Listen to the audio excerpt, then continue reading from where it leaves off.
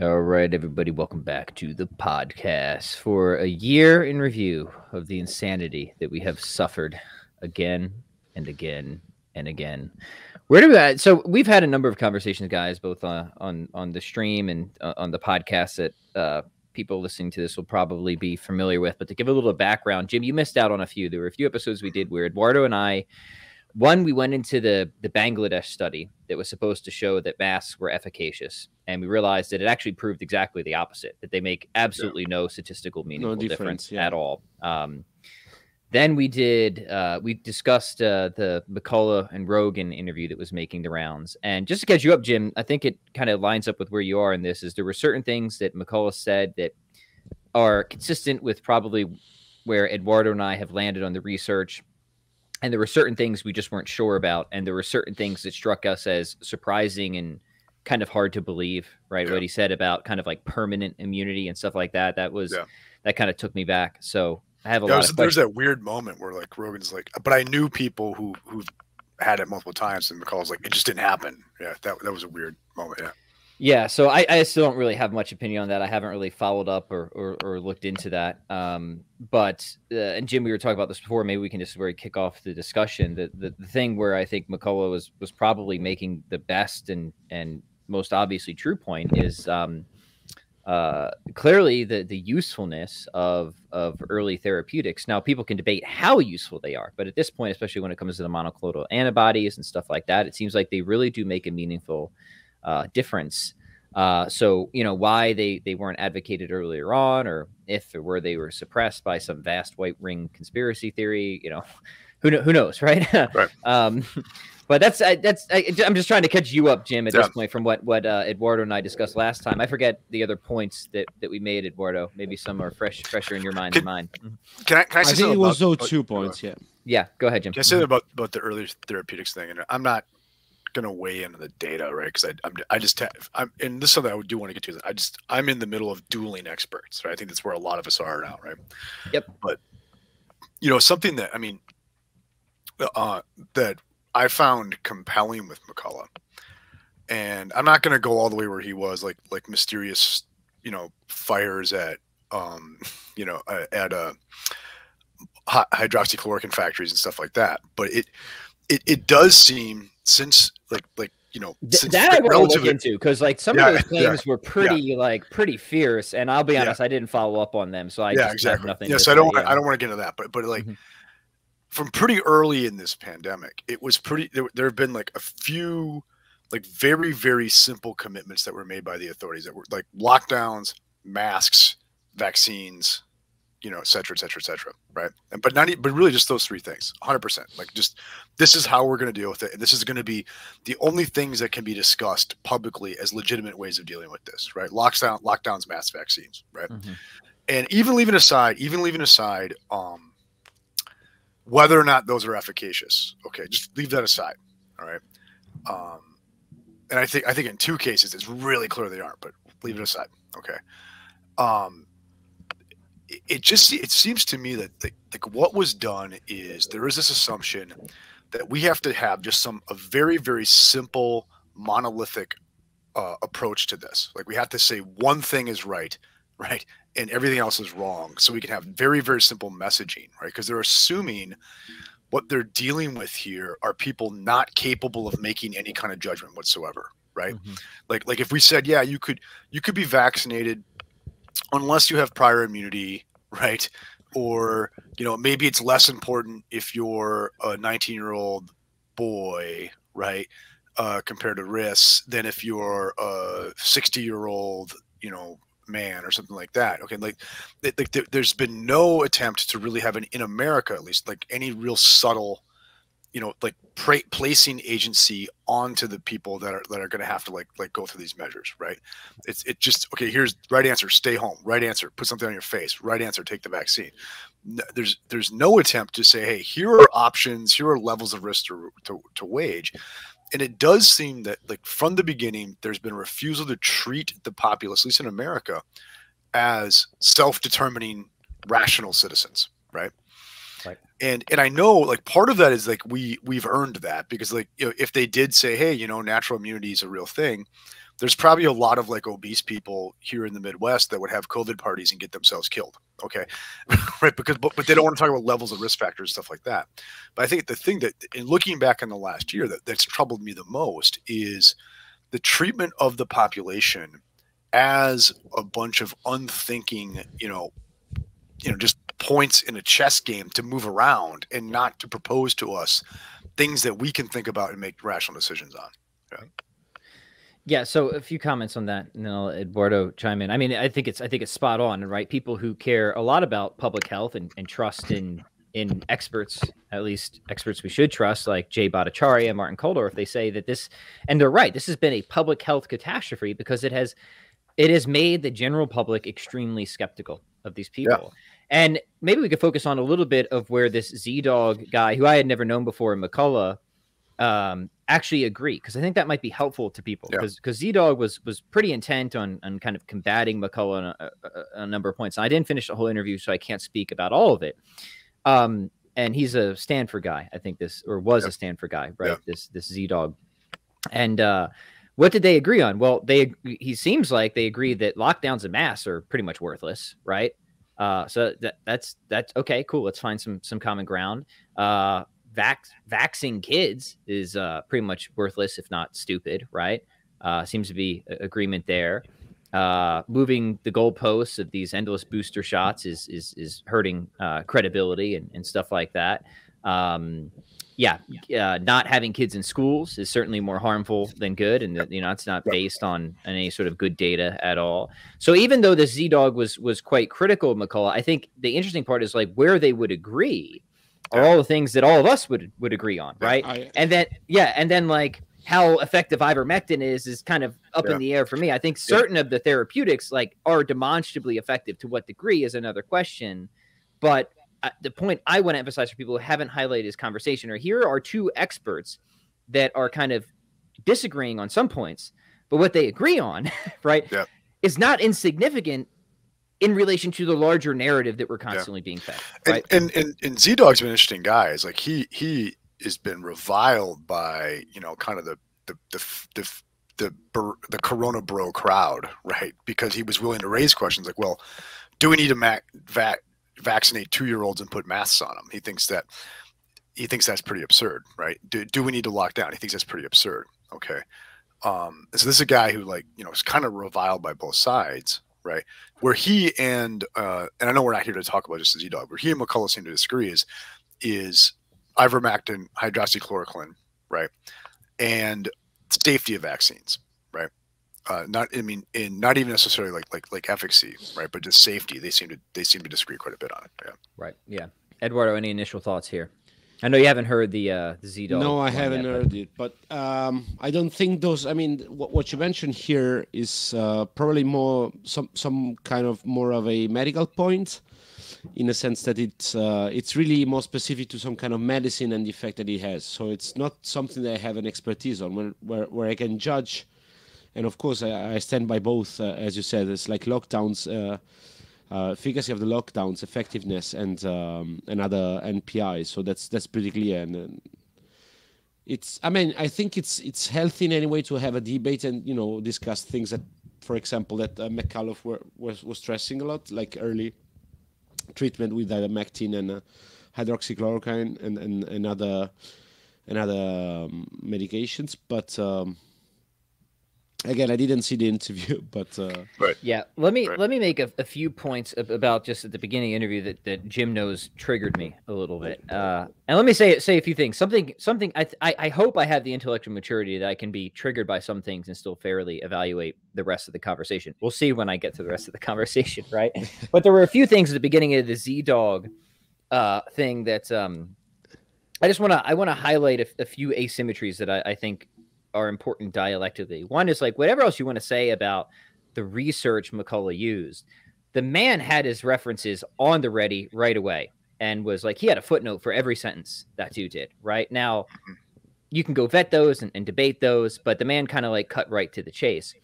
Or at least he pretty quickly cut to the chase. And he did largely, I think, try to avoid kind of the larger political, social questions, because Rogan kept pushing him. He's like, why is this? Why is this? Why is this? And McCullough kind of, it took like at least 3 times from Rogan from McCullough to even start to begin to tread that. And then he did a little bit, and it was kind of unclear whether he thought there was some coordinated conspiracy, but then he also, at first he seemed to just want to say it was a bunch of incompetence, but then he thought maybe there's something more nefarious going on. I want to come back to that in a minute because it relates to what Z-Dog said. And Jim knows that this was my first impression, is that he began by trying to outline a series of fallacies that he pretty quickly committed himself on a number of points, right? Ad hominems, poisoning the well, all this sort of thing, kind of dismissing conspiracy theories like they're irrelevant. And we have to clarify, like, it's unhelpful just to say we can't talk about conspiracy theories. Conspiracies happen all the time. It's why we have laws against them. People conspire all the time to rob banks, to kill people, right? So the question is, what types of conspiracies are reasonable to entertain in the first place, and what types of conspiracies are unreasonable? That's the intelligent conversation to have, right? To just like throw out, and then what sort of motivation should we have for thinking there's some type of conspiracy going on, either some like secret cabal smoking cigars, right? Or maybe just a basic conspiracy of interest, right? Where people are just kind of all rationally convinced that they're doing the right thing and willing to engage in noble lies. That is a type of conspiracy. And also, like, what would motivate people to think that something like that might be going on? Well, I think it's not illegitimate to say, well, public health officials who outwardly lie, admit to lying, and otherwise reputable, I mean, let me use this loosely, reputable journals, right, that published demonstrably fraudulent crap, right? Like, how it ever got through the review process is still unbeknownst, and we all know the famous Lancet incident with that. Retracted otherwise seemingly decent studies for no known reason, and pushed through a lot of junk garbage as well. Like, that is something that just seems really, really odd, right? And in a politically heated context, it warrants a skepticism. It warrants raising questions of something, maybe a little bit nefarious is going on here. So I thought it was just kind of unhelpful. Again, just like the hand waving of conspiracy theories is just not, it's just not helpful, right? Just on conspiracy theory in general, I don't even like the term. Okay. Like, do you know the origin of the term conspiracy theory? I don't. It was a CIA psyop following the Kennedy assassination. Oh, is that where it comes from? Okay. Yeah. Okay. Surprise.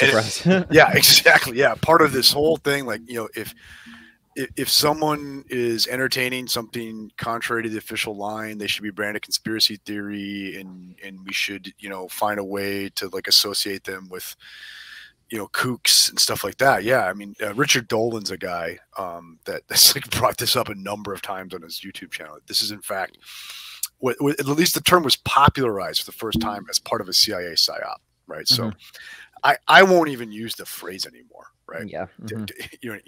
I mean, and you think of the way we do it, it's an argument. So, well, he's a conspiracy theorist. Oh, okay. Well, right. Well, and I know this might not be a place you guys want to go, but I mean, we'll go anywhere, man. I've been very moved the last year. Okay, so like for years and years, for 75 years, anyone who said that there's a reality to UFOs was branded as a conspiracy theorist, right? And a nut job and a tinfoil hatter. Like, we defined crazy by belief in UFOs. And then now, last summer, the United States Department of Defense came out and said, yeah, there's UFOs. We'll give them a new name, UAPs, but there's UFOs. We don't know what they are, and we think they may be a threat. Moving on. And so was that a conspiracy theory or not? If it was, it seemed to have gotten it right. Okay. You see what I mean? Or at least you got to have a conspiracy theory one way or another, because they've either there's been a conspiracy long term, they've thought better of it, or there's some conspiracy now as to why they're making this up, right? And so you see my point is our epistemic situation now because of the last 2 years is so fraught. It is so fraught. We have dueling accusations, conspiracy theories. And you're right, Pat, like Peter McCullough can cite a ton of papers, more than I can look up, right? And then you can anyone else take some other expert on the other side. I'm not even gonna say Z-Dog, it's not really on the other side, but let's say is McCullough's extreme on the other side. We'll cite 100 papers and have them ready to go, and we can look at them, and it's going to be fraught for the layman because we're dealing with dueling experts here, right? And that's why I think we have dueling conspiracy theory, we have dueling expertise. and our situation is just simply fraught now as to what the reality is. Yeah. Right. And this is where I try to get like to the certain basics, right? Where like, okay, how should we adjust ourselves epistemically, right? Based on what we can evaluate. I'm not a medical doctor, right? And the truth is like I can look through some of these studies, but pretty quickly I have to have somebody explain aspects of it to me, right? But I mean, like yeah, go ahead, Eduardo. Yep. No. I mean, there's an aspect which is pretty clear to everyone. There's some basic grasp of statistics. Like when you have a claim, then there are some there are some numbers which are universal in all science. I don't like the p-value or things like that, and you can evaluate immediately.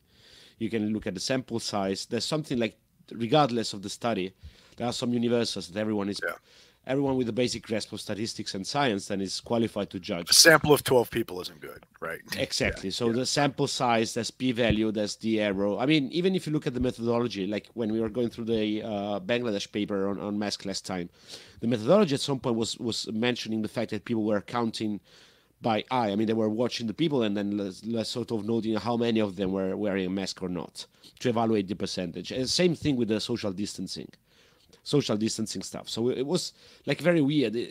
Come on, who does measures in this, like social distancing? You're actually measuring meters and I don't know, centimeters, right? Of, like being away from each other.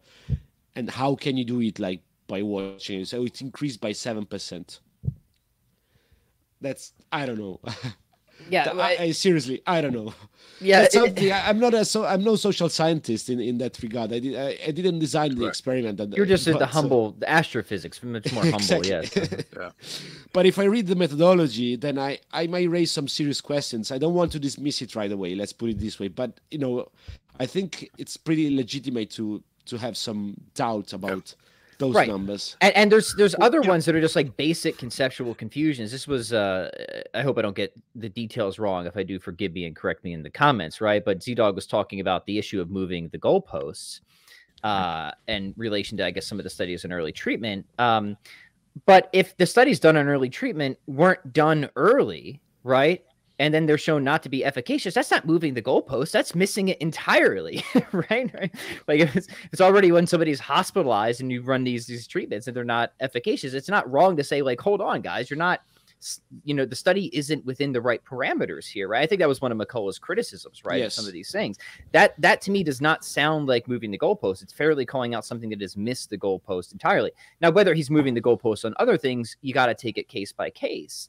But the larger point is like some of these things are they are basic conceptual confusions that you don't have to be a specialized expert to be able to detect some of these things. And I guess that's kind of been my purpose in some of these conversations with Jim and Eduardo is like, what can we do for the person who's caught in the layman's dilemma, right? Who doesn't have the specialized expertise when you have the dueling experts and the dueling conspiracy theories, as you must say, right? Mm-hmm. Eduardo, you pointed out some. Jim, maybe you have some more for us. Yeah. Yeah, I mean, yeah, I agree. Like there's some stuff that's just like absolutely absurd, and you can spot it if you have the slightest bit of understanding of how empirical study is supposed to work, right? But I do think there's quite a bit where you just see people citing, seemingly legit papers back and forth, and it doesn't get us anywhere, right? I do think though where like even the layman is rightly, is well grounded in being skeptical is just some of the stuff that we've been doing and we're continuing to do that's just so clearly theater, right? Like where, between the door and the table of the restaurant, you're in the COVID zone, but then as soon as you sit down right on top of a bunch of people, right close to it, then you can take your mask off, right? I don't know if they're doing that in Europe or not, but like that's so clearly piece of theater. So clearly a piece of theater. And then like the people serving you your food, okay, who are walking across a whole restaurant, right? The whole play, right? They're in the COVID safe zone. They're standing up and walking back and forth, or they're in the danger zone. So they have to wear the masks, right? Do you see what I mean? It's absurd. It's absolutely absurd. It's clearly just a piece of theater, and yet we're still continuing to mandate it by law, right? And I think when you have things that are mandated by law that don't make any sense whatsoever, that are clearly theater, then you're right to be very skeptical about, much of what you're being told, right? Yeah. Even if you don't know what you should be skeptical about it in, right? Yeah. You know, Phaser has a point in a recent article that he brought up. I just want to read it quickly and get your guys' interaction with it. I think it's good advice, right? So he's talking about appeals to authority, which are not always fallacious, right? There's context when it comes to material fallacies of whether a fallacy is actually be committed. So let me just read this paragraph or two, and then we'll get your guys' thoughts. He says, to avoid a fallacy of appeal to authority here, the best people to look to in relation to what we're talking about are those who both possess expertise that is acknowledged by all sides and also show clear evidence of objectivity. What would evidence of that be? Well, it might include things like not being political appointees or pharmaceutical company spokesmen, not being prone to making extreme or shrill statements or to political partisanship of any kind, exhibiting both the courage to challenge the majority opinion of their peers when they sincerely disagree with it, and the wisdom to do so in a calm and measured way that welcomes counter-argument, and so on. And he gives a list of people that I think he's spot on here. He says, in my estimation, experts like John Ioannidis, he's famous for a paper on why most research findings are false, Jay Bhattacharya, Martin Kulldorff, Sunepta Gupta exhibit these virtues. And I think Phaser's right on that. Like that's a good criteria, right? We don't have to dismiss all experts, because I think like Jay, Martin, and Sunepta, they're all quite diverse politically, and I think most of them are actually pretty like left leaning as far as I know. Dr. Gupta came out after people were attacking her for the focus protection critique, calling her a right a right winger. She's like, I'm on the left. What are you guys talking about, right?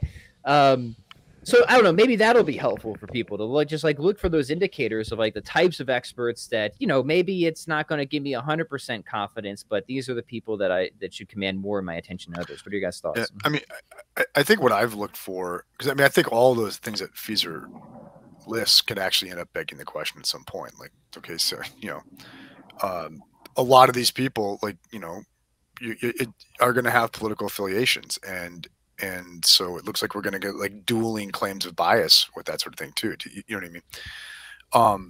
One of the things I look for are people who are, one, willing to change their minds as right, like as goalposts move, right? Okay. And two, you know, people who are willing to say like, you know, more than like two things can be true.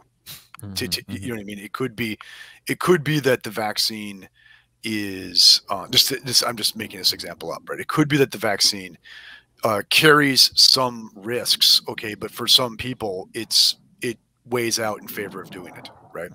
It could be that the vaccine is indeed you know, effective in some way, but it doesn't make sense for people to do it who are at very little risk. Do you see what I mean? Like people who are like able to see that there's not an all or none here, and they have a supple enough thinking, right? I think that's exactly the position of all those people, right? Yeah, yeah. Or another guy, what's his name at Johns Hopkins, Marty McCary, right? Who's been like that all along. He's a pro-vax guy, but he's an anti-mandate guy. He's pro-vax overall, but he's against, you know, like mandating it for kids in schools, right, and things like that. And he's I think he's a one doser if you've had COVID, right? I mean, so he's like showing an ability to like have a reasoned position, and not this like black and white. Your children, we have to give you the simplest possible story, otherwise you're going to go off the rails, right? I think like regarding the criteria for experts, like partisanship isn't. In general, I wouldn't regard it like as a minus, in the sense that you know that people will always have biases. I mean, no matter what, you will have some political position. It might be centrist, left, right, whatever. And I think it's better to make it clear, right? You know, at least being honest about it and say, look, this is my position. I come from this position. Regardless, my position on this topic, COVID, for example, is this one, and here is why. I mean, you know where I come from, but then you need to evaluate my arguments, even in the light of where I'm coming from. So because like this is something I always when you have discussions and people say, oh look, this newspaper is biased, so you're gonna trust it. I mean, all newspapers are biased. Like everyone has an opinion on something. It's like asking for someone to be completely neutral. It's inhumane. It's not. You're not talking to a human, nature. Right? Yeah. So it's better to be, you know, like biases and political position, which can be moderate. You can be more on the right side, left side, whatever. You can be anything leaning, but make it clear. You can be even moderate, or you know, and say I don't have any strong opinion on the issue. So you might think you're, you know, maybe a fairer source for some, for on some issues. But anyway, this is some kind of, it's this kind of nirvana fallacy. You know, when you deal with humans, as you said, like you can just put them, like you can move them around the table like they were dots, and just make them do whatever you want. And so this is again, this is another way of looking at human nature. Like, oh, we should all be neutral and be. No one is neutral. I mean, you always Yeah, have there's no such biases. thing. Yeah. There's no such thing. So just deal with it, and it's better. Like instead of aiming at dealing with some kind of human that does not exist, so a biasless human, a human that is very objective or reasonable. Like no one is all the time objective or reasonable on anything. Yep. It's like, We, so just deal with it, and make yep. it clear. I think it's this is one of the big problems, even with this Yeah. debate with COVID, because we're always dealing with, oh, but you should do 3, 4, 5, 6 doses. We should do them all at the same time. I've heard all kinds of arguments, and as you mentioned at first, Pat, the thing is that the public authorities, but even many people, are pretty much on the side of, you know, like we have to make these things black and white, because otherwise people wouldn't follow us. If you start like making it nuanced, then people might not trust the authority, because authority relies in the fact that I'm showing you the way. You have to Yeah. go to the vaccination. It cannot be, oh, you know, this is one option, but we are not sure. And the thing Black that and I white is heard not working though. yeah, no, it doesn't. It doesn't, because again, Yeah. it's idealizing the fact that, I mean, this is you're assuming that facts don't count, and that at some point, like the evidence, the weight of reality, won't like jump into the picture and say, look, you're moving in this direction, but it's clearly not the right direction. I mean, you cannot make things up. You really need to twist and turn the data, and like make people close their eyes, and make them believe that what they see is unreal, basically. Because this is what we're having with the vaccines. You need to take it 1, 2, 3, 4 times, and with the promise that it will end up the pandemic eventually. Then you look at places that already did like the boosters, and they were on the way to the fourth shot, like Israel. They didn't end the pandemic yet. So are you sure this is? I mean, you really want me to just ignore this evidence? And this is what they're asking us, basically, because they're moving on this narrow direction, and pretending that, oh, if we just do all this vaccination stuff all at the same time, and we take it 2, 3, 4 times, eventually it would be the right solution. Which is clearly it's not the case. It's just reality. It's reality of things. You know, and I think the bias that people aren't talking about, right? And actually, Z-Dog and other podcasts he's done have been very, very good on this, is the bias that the major news outlets have for clicks, right? They are in the business of click harvesting. And, you know, hey, Omicron is coming, but it's milder, right, than other variants, right? That's not generating clicks, right? No. Like it is, you know, the news organizations are operating on a principle of max fear, right? And maybe it's explicit in their minds or not, but the economic incentives are there to, like, if it bleeds, it leads, and we need people to be very, very, very scared, because they are going to keep coming back and clicking and clicking and clicking and clicking and clicking. And I think like, if we want to understand how we're being manipulated, right, the primary manipulators aren't even the public health officials. It's the news organizations that are just, you know, like profiting immensely over these 2 years of over-the-top fear that we've had, right, over this virus. There's a positive loop feedback, I would say. There's a positive feedback between the two, because I didn't see like health authorities trying to they don't want to correct them extinguish either, the fire. No, they don't want to correct them. I barely see it, at least here in Italy, and as far as I know in the US as well. I've never seen the CDC like they get their talking points from one another. Like they just they send it back and forth. Exactly. Yeah. And it's not just on COVID. I remember a few years ago, it might have even been during like 2016 during the presidential election. There was I live in Kansas. There was this awful murder in Iowa of a young college age woman who got picked up off the street and murdered. Okay. And I remember it coming up in about, during the election about, crime then and how dangerous it is. And, like these kinds of like terrible, like, Hollywood kind of like serial killing, things like that. Okay. And I remember like during the election, it was a big deal about, danger, danger, danger, crime, crime, crime, murders, murders, murders. Right. But in fact, like as of 2016, you were in like one of the lowest crime eras in the history of the United States. Okay.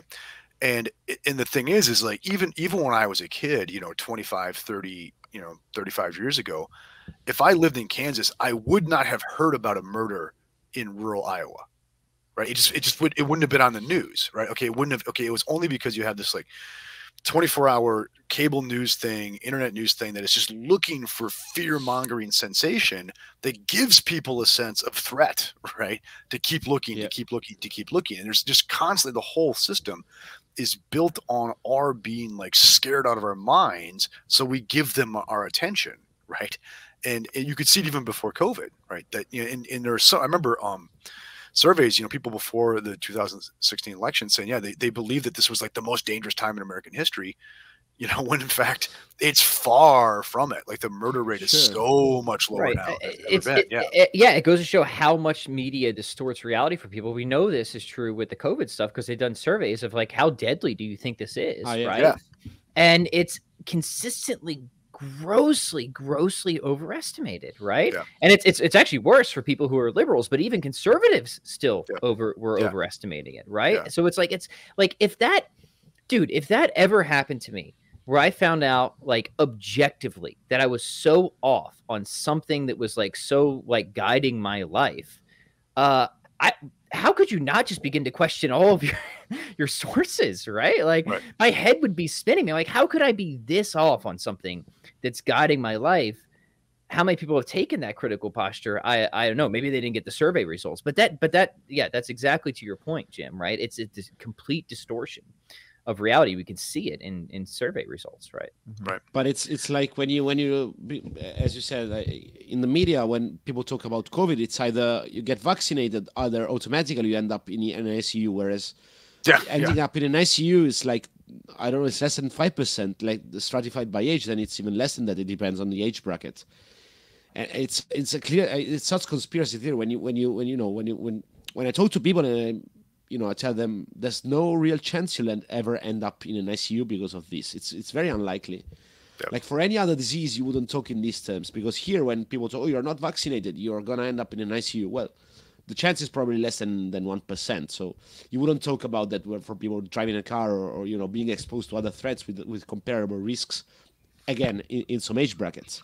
Yep. But here, I mean, let's be honest. In certain age brackets, relatively young, healthy people, it's just statistically insignificant. It's nothing. Absolutely. So I remember when I had COVID when COVID had you. When COVID had me, right? Thank you.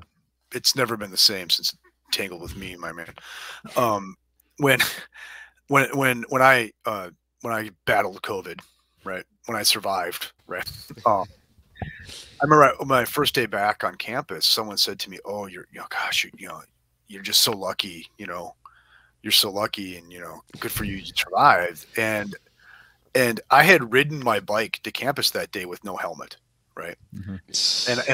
And I said, "So why aren't you congratulating me on making the ride to campus on my bicycle with no helmet?" Because I took probably for my health, right, and relatively young age, compared to the stuff. I took a much greater risk getting on my bike, in the twilight of the morning and riding to campus. Especially with how you hillbillies drive out there. Exactly. Sure, right. Exactly. Right. They'll go out of their way to, they don't like those. And I took a greater risk, like just, riding my bike to campus, but no one's congratulating me on that. Right. Yeah. Good job surviving your ride in. Right. Yeah, I mean, whatever else you want to think about the policies, I mean, it's the total lack of greater perspective. And we've talked about, the nature of rationality before. Rationality isn't just knowing facts. It's also really being able to prioritize and knowing what facts are most relevant, right? That's the sort of essence of rationality, right?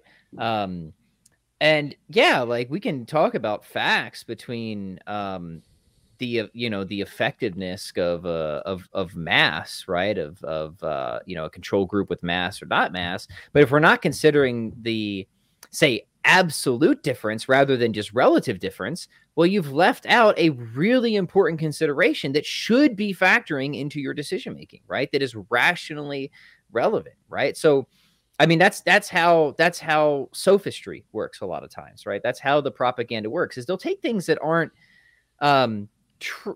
necessarily false, right? But they're also not completely true or the full story of everything that should be in the considerations for somebody to make a truly rational judgment. And that's the subtlety of it. That's the bullshit, right? Because you can't feed just like direct falsehoods all the time. Quickly, people aren't going to like. There has to be elements of truth, right?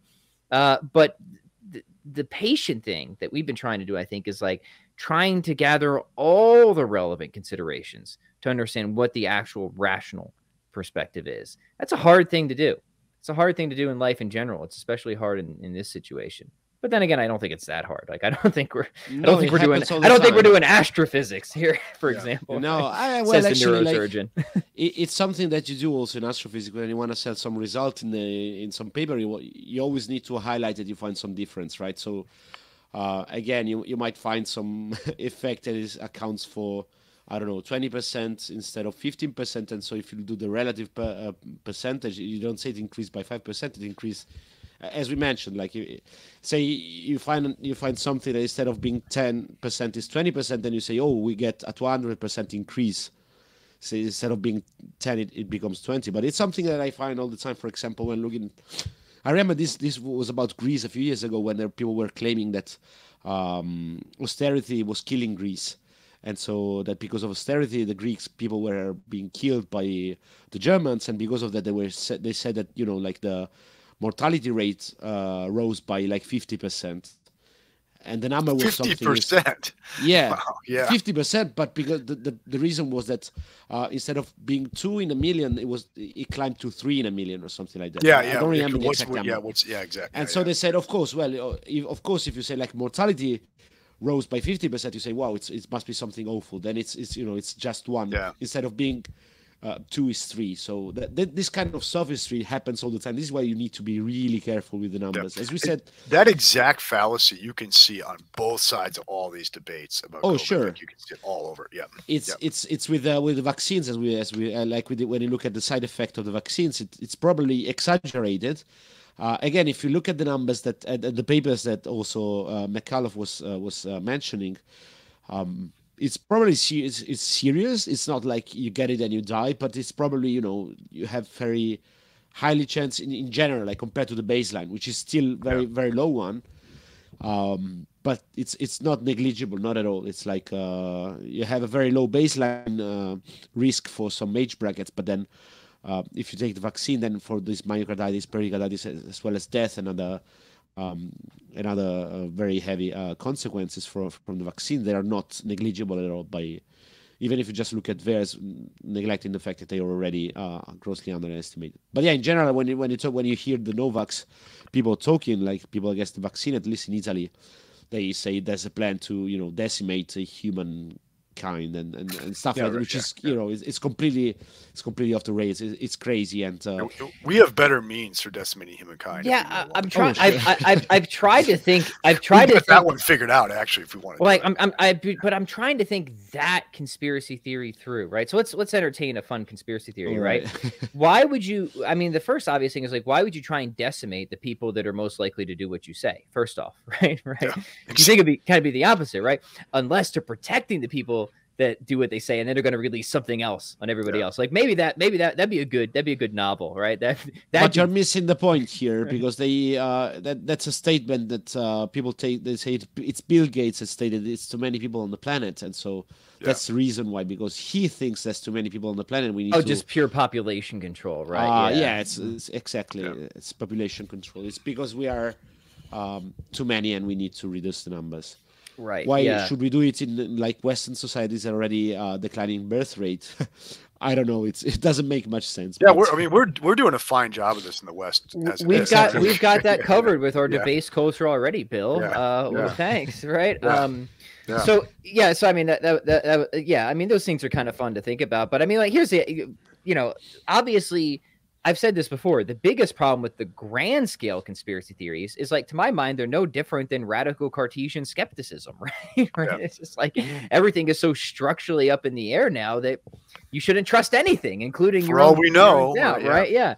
So I mean I think there's just deep epistemological issues with this was right? my point, where I just think that the epistemic waters are so fraught for us right now that like there's so many defeaters on the loose. It's like we've talked about this before, Pat, like Plantinga's example that if you look out your window, or your office window in the farm land over the hill, and you see what appear to be sheep out there, and you said, oh, for all I know that those could be men in sheep costumes, you're crazy. Okay, unless you read in the newspaper sheep bandits are abroad in the neighborhood today, then you're right to worry about whether those are in fact men in sheep costumes, right? Well, it just seems that there's so many things that have happened over the course of the last couple of years for us to worry about there maybe being some sheep bandits afoot, right? That's the worry. Yeah, and again, I think it's the hard thing to do is again take it claim by claim. There was one other thing that did trigger me about the Z-Dog thing, and don't let me downplay him, because if Jim says he's been a good source on this, I think that's almost certainly going to be. He's changed views of mine on this thing, yeah. Right, and again, let me just articulate that I think I'm mature enough to say, okay, I think you were off here, but I can still take you. As Eduardo and I did, I think, with McCullough pretty fairly. It's like, okay, this seems reasonable. Check out Z-Dog Settle the F Down episode. It was really good. Yeah. But the one thing that he just, it seemed annoying to me. And again, like my bias is I'm more conservative, right? But I'm like classically like Aristotelian conservative, not like mainstream American bumpkin, right? Backwoods Republican type of dude, right? Which are very different worldviews and perspectives. So let me just clarify that. But I mean, he said that he thought that the kind of conspiracy theory and dumb thinking was just so much more flagrant on the right. But then who does he talk about? He talked about some demon sperm lady. Like I never even heard of this, right? Like what cartoon was he attacking at that point? Most of the conservatives that are intelligent, worth engaging with, it was one of the people that McCullough was citing. McCullough cited a demon sperm lady. Okay, this is news to me. If that's the case, then fair enough. But what he should have been saying are the people that the intelligent conservatives point out, people like Fazer, of Martin Koldorf, of Jay Bhattacharya, Stanford guy, Harvard guy, right, who are pretty much on Z-Dog's side of saying no lockdowns, no masks, and let's just take an honest evaluation of the vaccines, versus pretty much all the left, I hate to be so partisan, who are pro all this bullshit, right? Yeah. All of them are pro all the bullshit that is anti-scientific. So don't try and tell me. Yes, I don't want to make it about the Z-Dog, but like he's had all those guys on the show. Like he's citing Ioannidis all the time. He's had Marty Makary on it. Like he's actually in that group. Right? Okay, good. Yeah, it just seemed to me just a gross like I get it. There's the backwoods. I know a guy, he lives down the street. He thinks that it's going to kill everybody, right? They exist, right? But those aren't, that might be the conservative CNN wants to bring on as being fair and balanced. That is not the intelligent, sophisticated conservative position. Right. So wasting time attacking that is just poisoning the well as far as right. He had a recent podcast with Marty Makary, who's been like the Fox News guy on the pandemic. Okay. It's been like on Tucker a bunch of times, stuff like that. Okay, good. And let me clarify, this was my first impression of Z-Dog. Yeah. So I'll offer that to him. Z-Dog, as the first impression, not great. You might want to just work on your opening a little bit more because it sounds like you're much more reasonable than it was. Not that he's going to watch this, but sounds like you're much more reasonable than you initially let on. Sorry, I just had to unload that on somebody. Hey, if only you could solicit a response, that would be very good for business, right? Eduardo, I don't know if you want to add anything to that. I know you haven't seen it yet, but. No, again, I didn't see it. The only thing I know, actually, because now I was thinking of it, I came across this podcast because I think it was retweeted by one of his partners. I think it's Vinay Prasad is his name or something on Twitter. That's one of his partners, he's a medical doctor, which I was who I was following already on Twitter. Again, it was one of the no lockdown, as far as I understood, side of the whole debate. He's a don't mask kids guy. Yeah.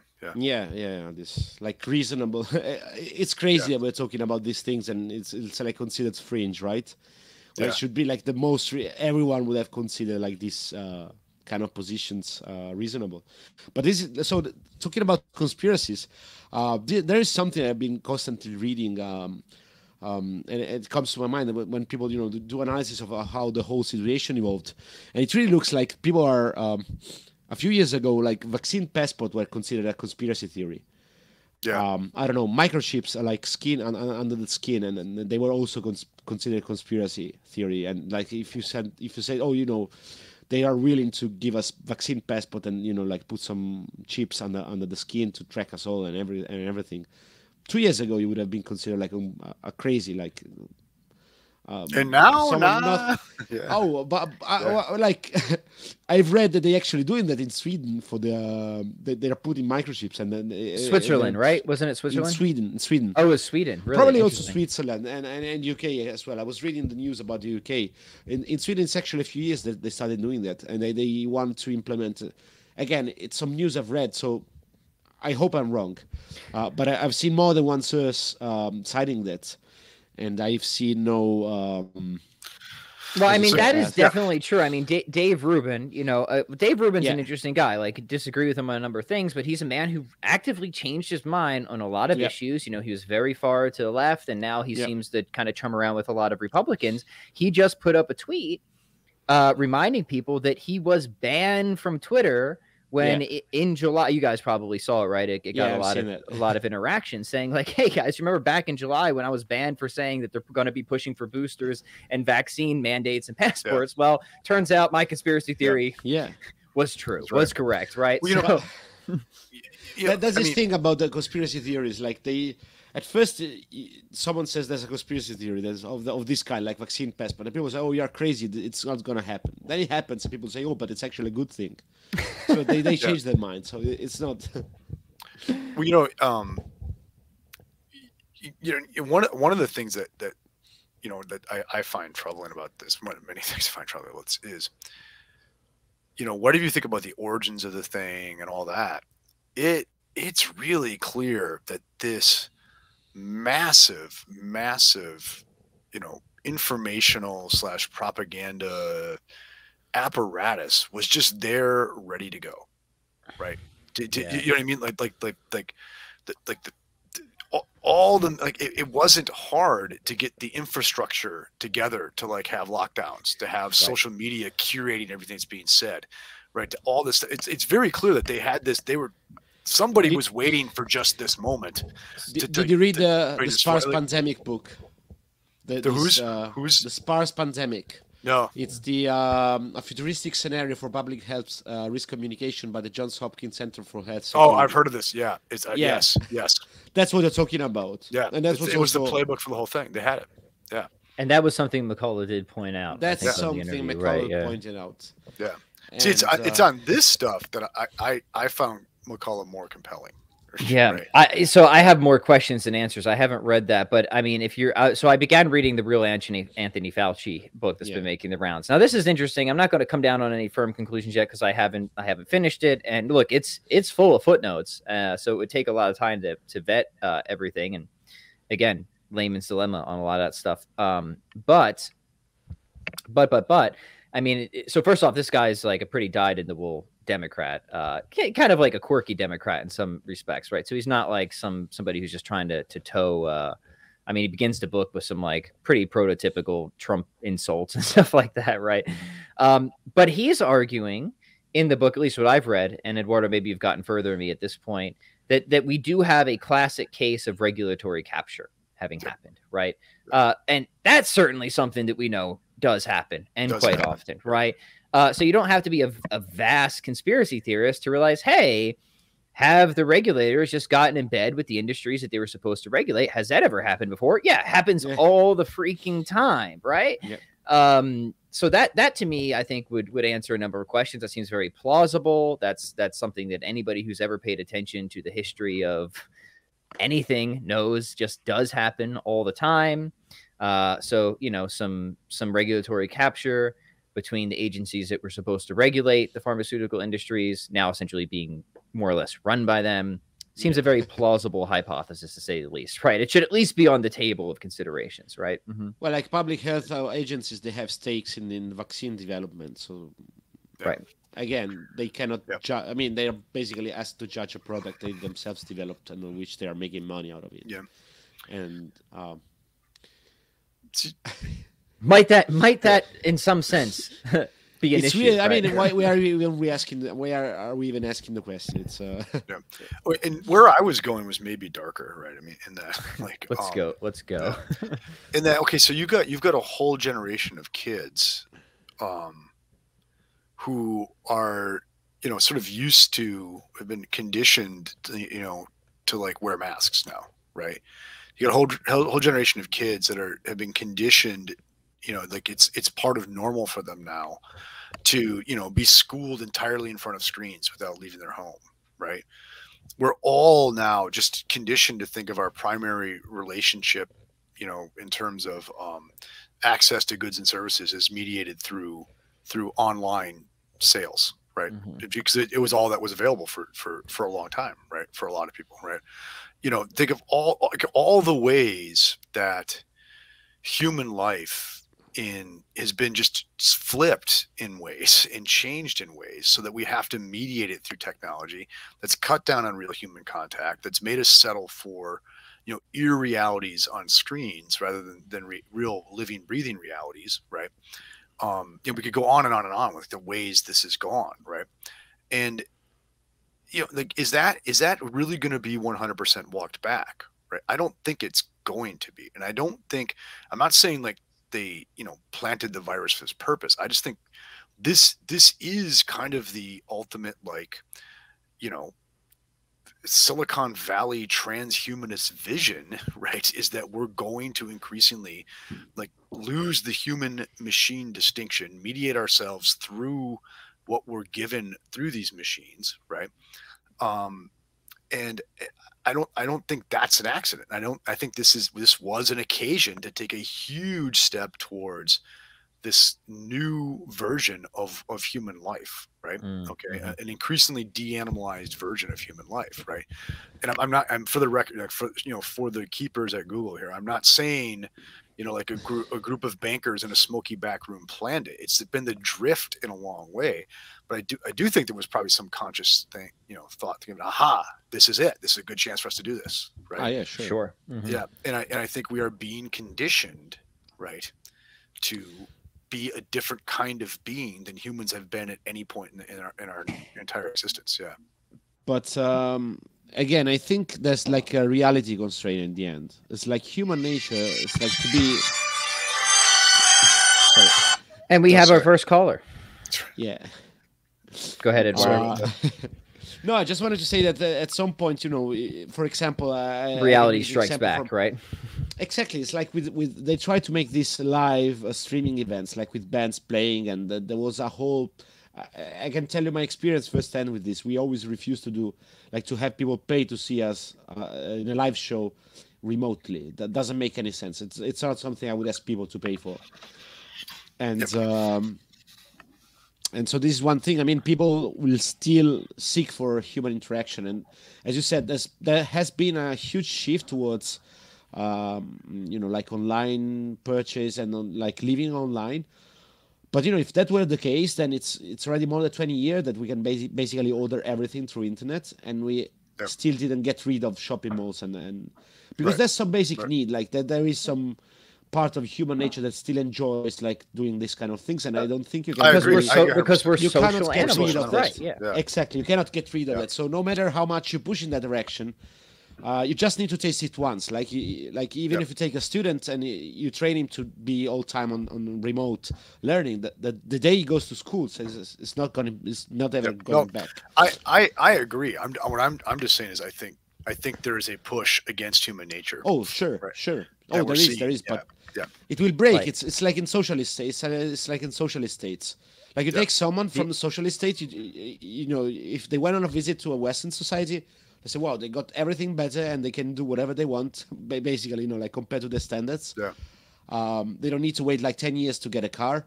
They can just, you have the money, you can get a car. This kind of things that were shocking for people living behind the Iron Curtain, right? And so you say, well, this is possible. I'm not going back. And that was the bottom line. That's why there was such a huge flow of people moving, because as soon as they understood living conditions and the way you could live in other societies, of course they were voting with their feet basically in where to live. And I think it's the same with this. Like I can tell you again, for my experience with these live shows, like we always refuse to that, but they are not taking the ground, because they are, like after 2 years, and I remember when the pandemic started, there was such a huge effort by promoters and digital companies and labels to like push this live streaming, pay, you pay and you see some band basically rehearsing their room or some pub without being actually there. It's not taking that, like it has completely disappeared. I don't think it was a very successful experiment. They might be putting it back in the next few months, but I don't see. I mean, I see it's basically disappeared. Like bands are not talking about that anymore, and no one is really talking about it anymore. So right, because it's garbage, right? It's not what we as social animals require for a good human life, for good human flourishing. And and Jim and I obviously deeply agree with that. I mean, one of the big themes here is that you go wrong in your philosophy, you go wrong. I mean, you go wrong in your metaphysics, you go wrong in your political philosophy, right? These things are deeply intertwined. In philosophical anthropology, if you get human nature wrong, you're going to make, everything's connected, everything matters. And it's the problem with these ideologies is, yes, reality will strike back, but they do a lot of damage in the meantime, right? Like communism, yes, it was doomed to fail, no doubt. It did fail, and it will fail again if it's tried again. But the body count's enormous, right? It's and the damage is incalculable of what it does. Yeah. Mm-hmm.